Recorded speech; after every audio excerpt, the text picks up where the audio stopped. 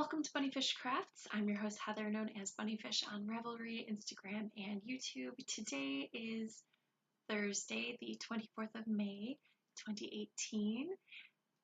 This is episode number 10. Grab some sticks and string and come sit with me. How have you guys been? I had an amazing weekend and a really busy, in a good way, week. I went to Kentucky Sheep and Fiber over the weekend. The children had, my two children had their spring concert, and then there's other fun kid-related things that I'll talk about later. I hope you guys have been enjoying the vlogs that I've been posting. I did have a little bit of a hiatus before recording last week's episode where I just didn't have a computer accessible, so I couldn't edit those, but I'm all current through. I have to edit yesterday's, but I've been doing them in 2 to 3 or 4 day chunks, so that will be out when it's somewhere between 10 and 20 minutes long, all of those edited together. My dad came by yesterday to work on the bathroom, and he got all the pipes fitted, so I think the next step is the floor needs to be installed, and then the bathtub can be installed. So yeah, that's where we are with the bathroom situation. It's moving slowly because, people aren't getting paid to work on my back bathroom. This is what they're doing on their days off because my dad's friend owes him some money that my dad loaned him, and my dad is just being awesome and doing it because this is what he does for a living. So my setup is a little different this week because the bathtub is currently, this is our TV storage unit thingy. We have a flat screen in here now, but when we got this, we had one of those big TVs. So on the other side of this is the bathtub, and that's normally where this chair sits. But I actually really like the way that the screen looks today.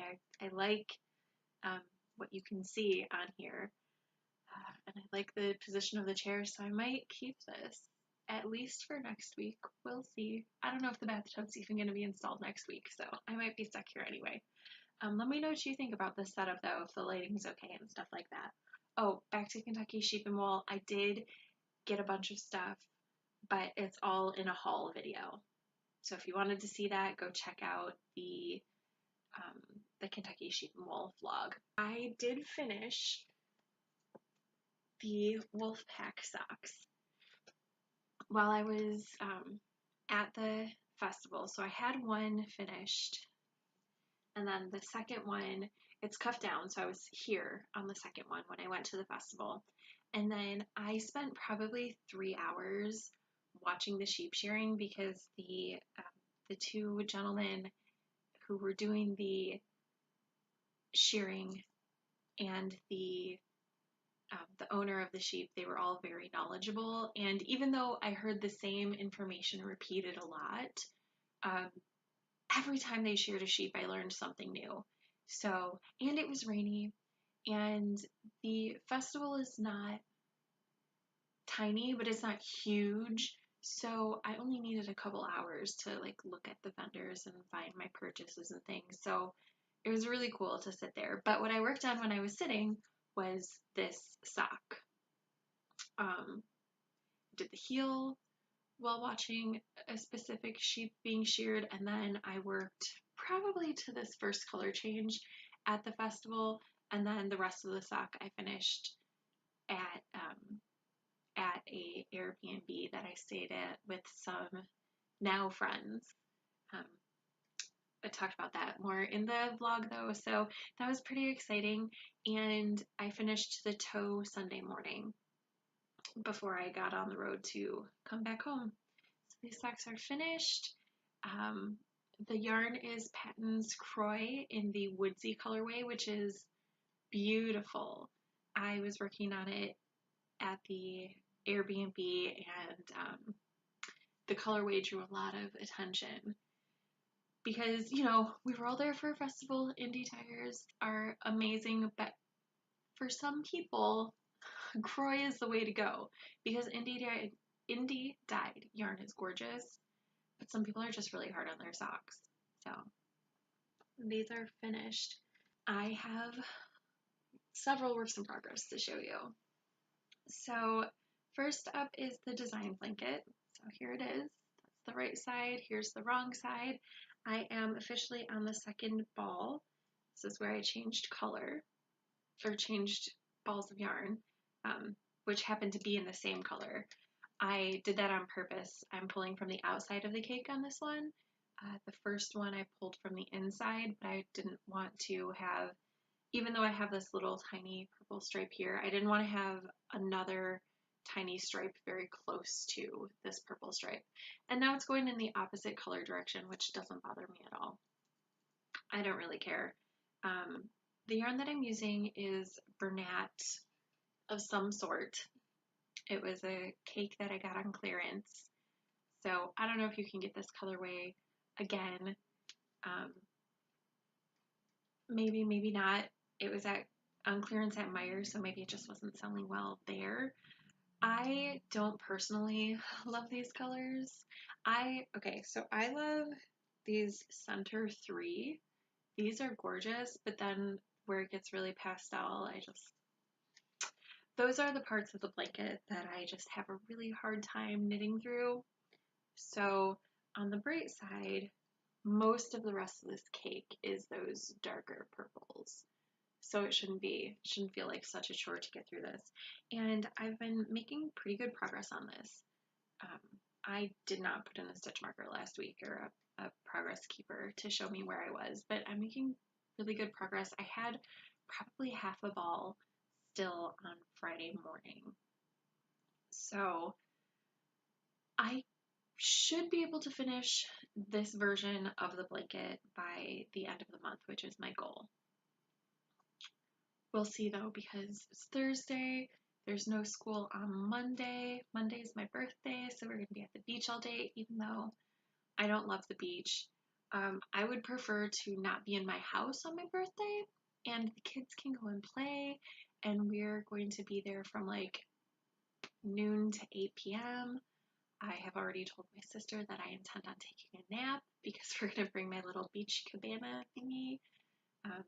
We'll have 2 of them actually. We'll have mine and hers, so I can be out of the sun and I will sleep outside.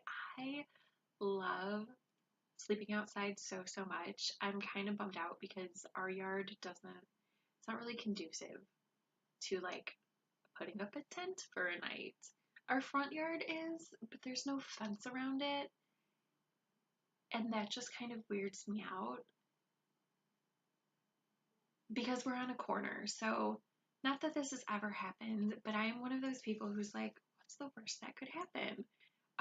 What if someone's driving drunk and comes up into our front yard and hits the tent? At least if we're in the backyard, there's a fence there. But again, that's not really conducive. And we don't have a tree in the backyard.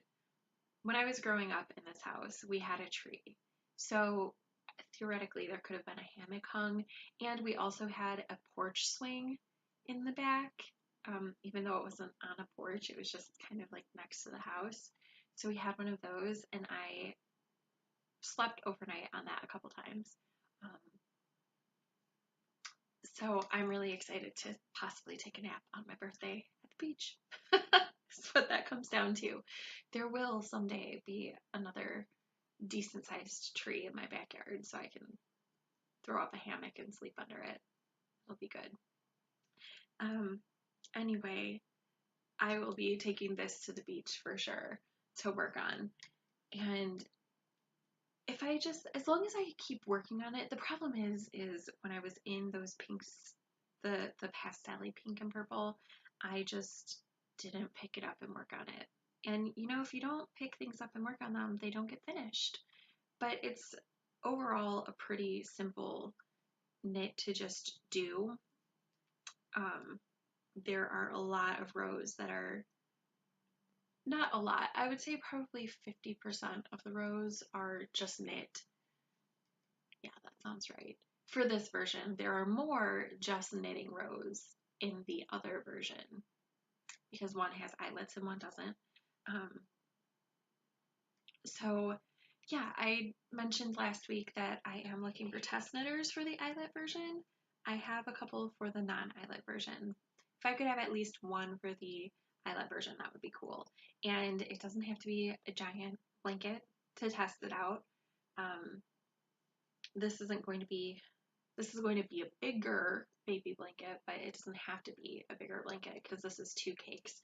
I would totally be okay with someone just testing a little tiny cake, or even just making a 12-inch square for like a blanket, testing it that way. So yeah, get in touch if you're interested in that. This pattern won't be released until autumn, though, probably, because that way test knitters have a long time to make a blanket if they decide to make a bigger one, and because there is a border that needs to be tested. And also that way I'm not pushing myself too much because I have this sock collection coming out with one pattern every month. I obviously want to push myself, but I don't want to overwhelm myself because that is how I set myself up for failure. Because I am the type of person who, when I get overwhelmed, I stop everything and go hide in a corner. It's just what it is. Other things I have been working on. I have a draft stopper for the front door, and I have been doing 1 strand a day except over the weekend, sewing down the letters. So they're still pretty floppy, but they all 4 of the letters have at least a little bit sewn on. I'm focusing on the H right now just because that's where I decided to start focusing, but it's going okay.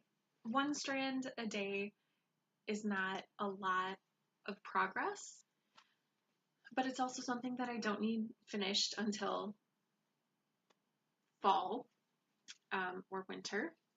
And I enjoy the process of hand sewing, but not for a very long time because the needle in my hand, I have it's not like full-on arthritis in my hands, but it's the beginnings of arthritis, so I have to be really careful, which is why I have so many projects on the go all the time, because it's different types of hand movements, different size needles or hooks or those sorts of things. And spinning is a totally different way of holding your hands also. So that is why I am so multi-craftual, if you were wondering. Because, someday I anticipate my hands not working so well. So I'm trying to get all the crafting I can out before they stop working. I have also started a needlepoint kit, and I got it because it was only $2 for this kit on clearance at Joann's. I have just barely started it because, again, I could sit down and stitch on this a ton, but I have focus projects. I really want to get the design blanket, this version, finished this month, and I want to make a significant dent in my spinning project, the gourmet stash, which I'll show you here in a few minutes. And I'll talk about that later. Sorry, I was about to go off on a tangent. Let's not do that. Let's focus on this. So I've only done these 2 pink petals, and I am not staying true to the color placement that is in the pattern, because these petals out here are supposed to be green and blue, and then the petals on the inside are supposed to be 2 different shades of pink. I was looking at it and I really wanted these to be the blue and green instead. So I am taking their color placement into consideration, but I'm not staying true to it when I think that other things would look nicer for me personally. And I intend to work on this very slowly, at least until next month. And then maybe next month I'll just be like, everything. Who knows? Because, next week when I talk to you, it will be either right at the end of May or at the beginning of June. So it'll be all new projects. That will be my goal projects. So yes, there is this. I have also been knitting on the Farron Woods hat, which is designed by Jack Beck, and it's very cablelicious down this panel, which I guess could be the front panel. So some changes that I've made to the pattern. I'm sure you're shocked. This pattern calls for worsted or DK. I'm using the recommended needle size, which is US 5. That's a 4, I don't know what that is, a 3.75, I think, because I think a 6 is yes, it's a 3.75. This is a high sharp, so it says right on the needle.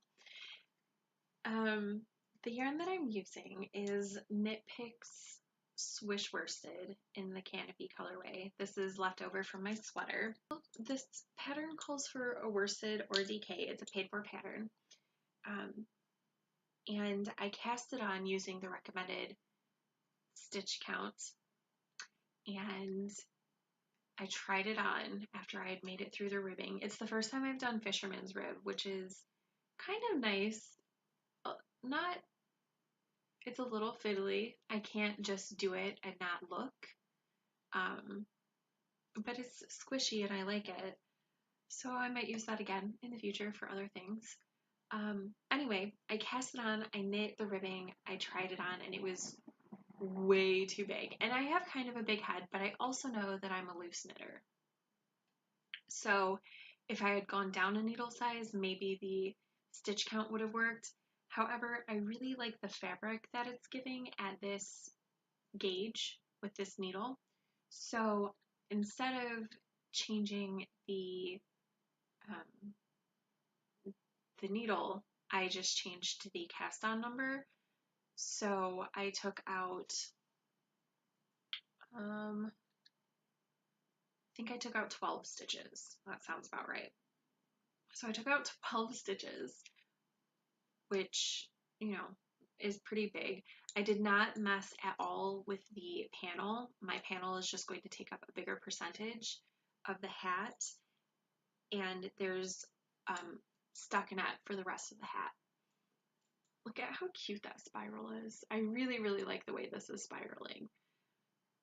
I don't have a problem with pooling or spiraling or flashing, so this looks gorgeous to me.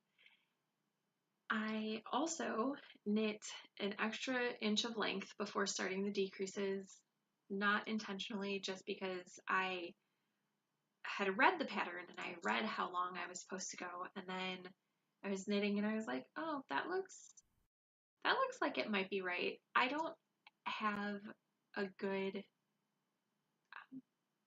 when I was little, I had to have surgery on my eyes, so my depth perception is different than normal people's depth perception. I can't look at something and be like, oh, that's X amount of inches, or that distance is X amount of feet. My brain just can't make that work. So I have to measure things, or I have to have things on hand, usually literally my hand, that are specific measurements that I know that that's what that is. So I put my hand on my hat and I was like, oh, that's way longer than 6 inches. So it wasn't a bad length. It'll just be a little slouchy, which I like anyway in a hat. So I've started the decreases. This should be finished fairly quickly.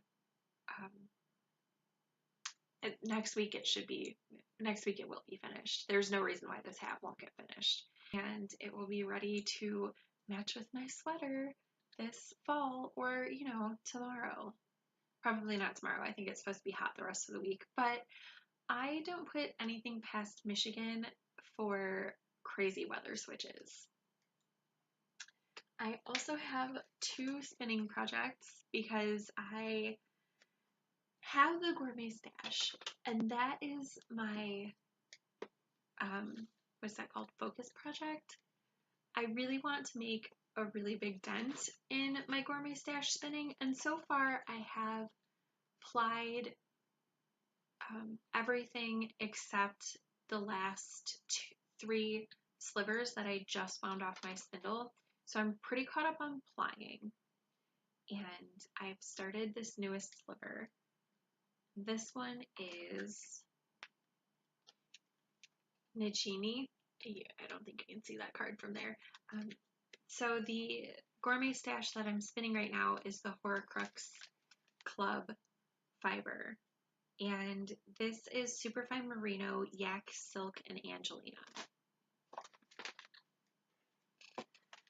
It's super luxurious. It's spinning up frog hair thin. I am Navajo plying the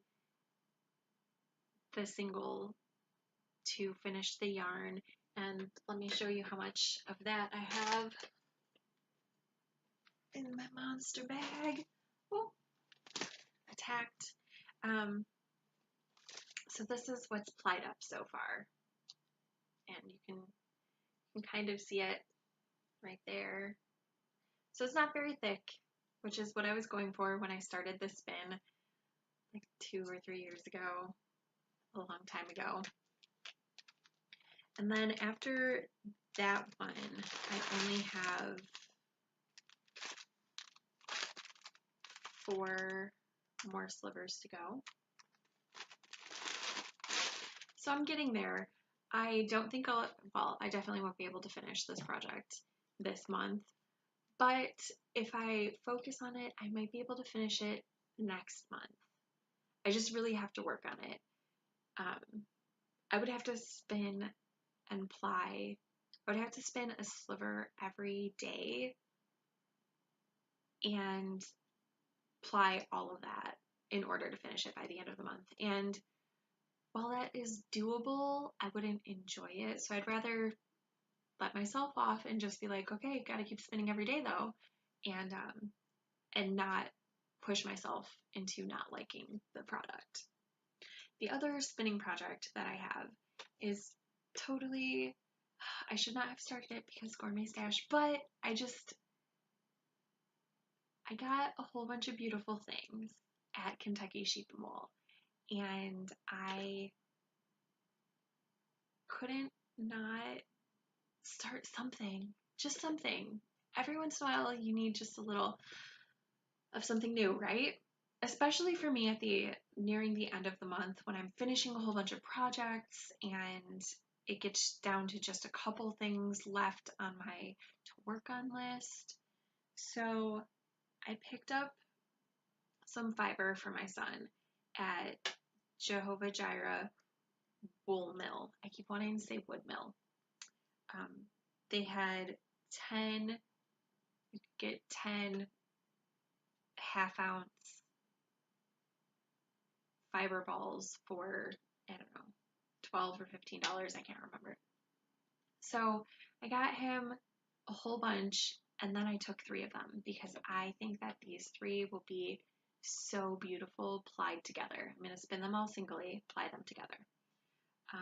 This one is just, it's going to be a variegated green, purple, brown strand. This is going to be a tonal brown to cream strand. And then this is green, but it has little white neps in it, so it'll be tweedy. I think this yarn is going to be super, super fun. It's not going to be a lot because it's only 1.5 ounces of fiber, but that's okay. I don't spin to make things. I spin to spin and enjoy what's going on. So that's that. And then I have totally spread the bug of crafting. So this is my son's stash bag. This has everything that I got him from Kentucky Sheep and Fiber. It's a Rhinebeck bag from a little while ago. Lorraine, my spinning and knitting guru, she gave this to me when I still lived in Kentucky. So his stuff is in here, but he has been spinning. He spun up one of his fibers, and we're keeping it in this gold container so that it doesn't get lost. I wound it off on a card for him. So here is the first single, and he wants to make something out of really thick yarn. So he is spinning, this first part is where he was still spinning pretty thin, and then toward the end his fiber was more like this, much thicker. So there's only like 2 or 3 yards of this really thin stuff. Not yards, 2 or 3 feet, so 1 yard of the thin stuff. And then it got thicker. So he finished this little ½ ounce. He started his second ½ ounce. And you can see this is, he's spinning it really thick. Because he wants really, really thick yarn to knit with. He is also making a 3-ply, and this fiber that he's spinning right now has all of these strands of thread, sari silk maybe, in it. I don't know if that's what it is for sure, but he really likes that it has all the threads in it. And then he's going to apply that with the white, and then he's also, there's a smooth, non-threaded ball that's red and black and gray. So that's what he'll be spinning third to apply with all of that. And then he'll have a really super chunky yarn that he can knit up into something really, really quick. I also got him some yarn from Leading Men Fiber Arts because he wants to knit something, but I have been, oh, fiber in my face. I have been too, I don't want to say lazy because it doesn't take that much effort, so I could just do it. I haven't wanted to deal with a ball winder in Swift because my Swift is not working optimally. I got it secondhand from a friend of mine a while ago, and it's much better than having no Swift. But the last thing that I wound on it was the Leading Men Fiber Arts all the way to the bank colorway that I used for my design socks, and my Swift is from, it's a Knit Picks Swift, and it doesn't have a peg to keep it open, which most of the time it's fine. It's not a problem. I have some yarn wrapped around it to hold it in place, but it has been getting progressively less easy to keep it open, and when I was winding the sock yarn, it completely collapsed and gave me a huge yarn barf problem. So I just haven't wanted to deal with that with his yarn. I will though, the next time he asks me if we can wind it so that he can knit something, because I want to encourage the kids to have crafting and also a portable hobby. And spinning is pretty portable, but knitting I find is even more portable because there's less chance, especially learning how to spin. Like that spindle is kind of uncontrollable. He has been spinning a really long time, probably like 4 years, but very, very intermittently. So the spindle goes wild, it drops a fair bit for him. Knitting would be less of that. The other thing that I want to show you is I taught my niece how to crochet this week. We were going to the concert for my 2 kids, so she was going to be sitting in the audience, and sitting still is hard. So I showed her how to start. I did the first 2 rows because I really find that starting things is really, really the worst part of a project. Even now, like casting on is exciting. It's a rush to start something new. So I cast it on and then I'm like, okay, go sit. Because I don't want to do the first 2 rows. Or I might cast on and do the first 2 rows and then be like, okay, we're done for right now. So I started for her and I made it, long enough so that she would have something to hold on to as she's working. And she got to probably here at the concert, and it was very holy and stitches were too tight, the tension was a mess. So I pointed out the places where she had not done so great, and I was like, and you're being a little tight here, loosen up. And it was slanting inward because she wasn't counting her stitches, so she was missing stitches on either side. It's just a 10 stitch scarf, single crochet, and she got down to like 6.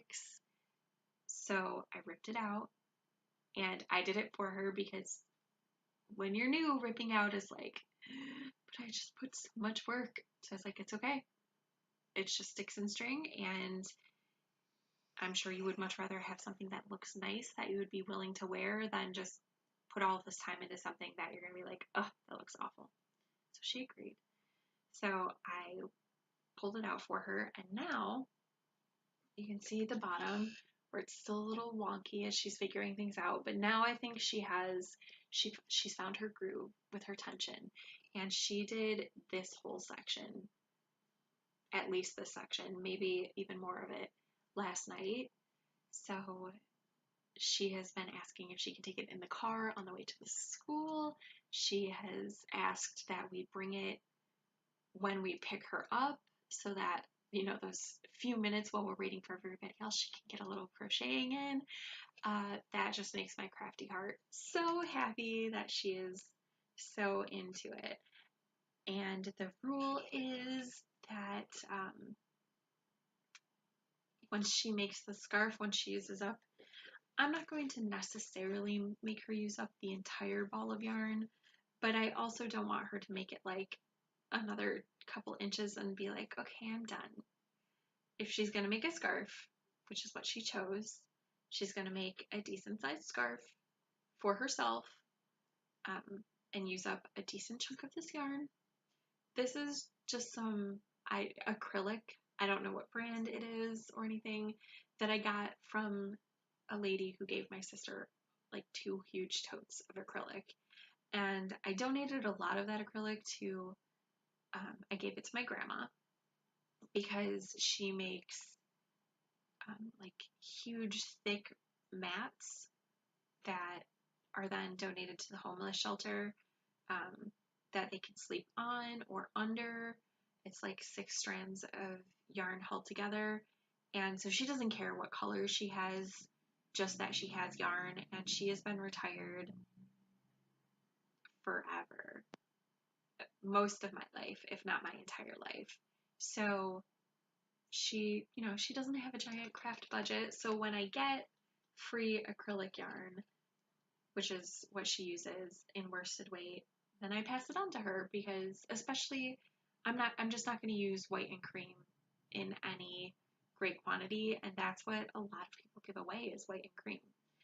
So it gave her a lot of that, but I did keep this because I was like, well, I do make things for babies, so I'll keep this just in case, because sometimes people like the pink camo thing. It's fine. I don't particularly love it, but you know how I feel about pink. I'm just not a pink person. So anyway, she's using a size J hook, and she has to make the scarf, and then I will take her to actually purchase some yarn so she's not just looking through my stash if she finishes the scarf. And I let her use my Sewn by Lindsay pink tetrahedron plaid bag because it's really, really beaten up. Like this side, most of the interfacing has fallen out and it's in this side instead. And this bag served me so, so well. I used it as a daily walking travel bag for a long time. The bottom no longer has any interfacing. This is not to say that it's on Lindsay at all for the way this bag has been beat up. That's totally on me. The inside of the bag is stained with pens and stuff. So letting my niece use it because I can't bring myself to get rid of this bag because I love this bag so much, but I also can't bring myself to carry around this bag. So my niece can use it, and she really likes it. She really likes the bag. She really likes the project. I'm super excited to have taught another person how to crochet. And it's just, yeah, it just makes my heart super, super happy. So that's 2 children in the house who are fiber crafty. I don't know if Mara's ever going to get there. She's much more of a drawing person, and one of my nephews is a drawing person, but maybe I can sneak the other one in. He's not showing any interest though, so I'm not holding my breath. The only other thing that I want to talk about this week is modular projects. So I am back to the beginning. This is the one that I showed you in episode 1. This is the blanket that I'm making for my best friend Mary Lee. And this is 100 squares. I'm pretty sure, although this was several weeks ago, so I'm not positive, I'm pretty sure that I had 6 squares left to go. And then this square was going to be finished. So I've done that. Finished this first block, and I'm starting another block that I will make to probably 100 squares again, and then add on to that one to make it wider. Maybe, maybe not. I have to see how they look next to each other, because again, I can't like spatially understand things.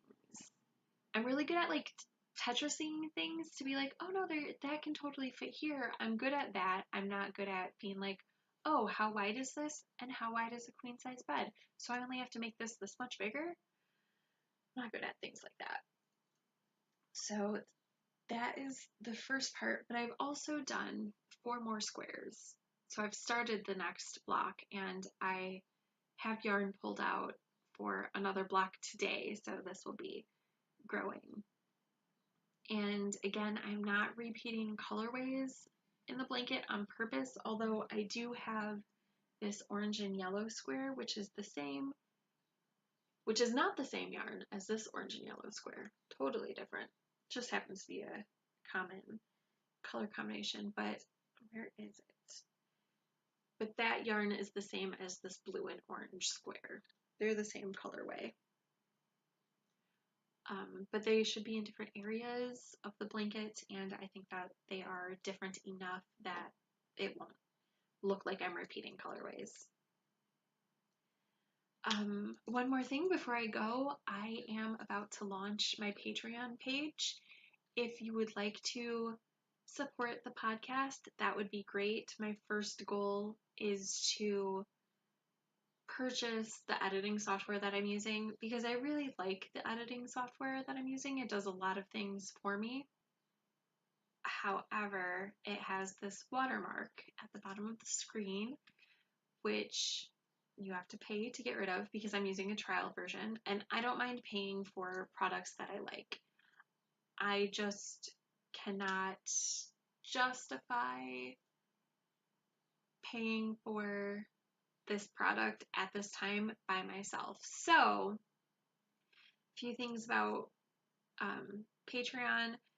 I have 3 tiers of donating. Starts with $1 a month. I'm doing monthly instead of per project. So starts with $1 a month, and then there's a $5 tier and a $15 tier. If you do any of those, I greatly appreciate that. If you do none of those, I completely understand. But the first goal will be to get the $200 I need to get the editing software, because I know me, and you can opt to just pay for it for one computer for a year or one computer for a lifetime. Realistically, I'm going to need a handful of computers over a lifetime, so I'm going with the more expensive bundle for the editing software, but I also know me and how I'm going to work through computers. So that is goal number 1, and then goal number 2 will be getting a webcam instead of the built-in camera on the computer. It's okay. It obviously records, but it's not good quality. So that will be goal number 2. And then every quarter, I will be drawing for a prize of some sort. So I'm thinking that I'm going to use right here, I'm going to give the winner an option of what they want out of my bag of goodies. So right now it's 2 shawls that I've knit, well, 1 shawl, 1 shawlette, and some hand spun that I've done. But it could be some yarn that I'm no longer in love with. I have a lot of indie dyed stuff that that I could go through and be like, well, I like this skein, but I don't love it, and I don't feel the need to use it right now. Or if you don't want any of those things, then a pattern will be the other option. I just think that'll work better than being like, you get this, because sometimes if I don't like something in a giveaway, I don't want to win it. If I don't like the prize for a knit along, I might not participate in it. So I just assume that other people are like that also. So yeah, that page I'm going to click the launch button as soon as I click the publish button on this video. Even if you're not going to, what is it? Subscribe to the Patreon. That's not the right word, but I just can't think of what it is. Donate, I guess. If you're not going to be a patron on Patreon, could you just go look at the page and give me your feedback on it? It's still pretty rough. I have not used all of the features available, but I've tried to use a decent amount of the features just to get started. I will be editing and refining that page. So yeah, any feedback you have on that would be great. Of course, feedback on the podcast, put it in the comments below or go to the Ravelry group. I greatly appreciate the discussion that we have, because it's really, really hard to just talk to yourself every week and imagine that nobody's paying attention. So just want to say thank you to everybody, and I will see you next week. Bye.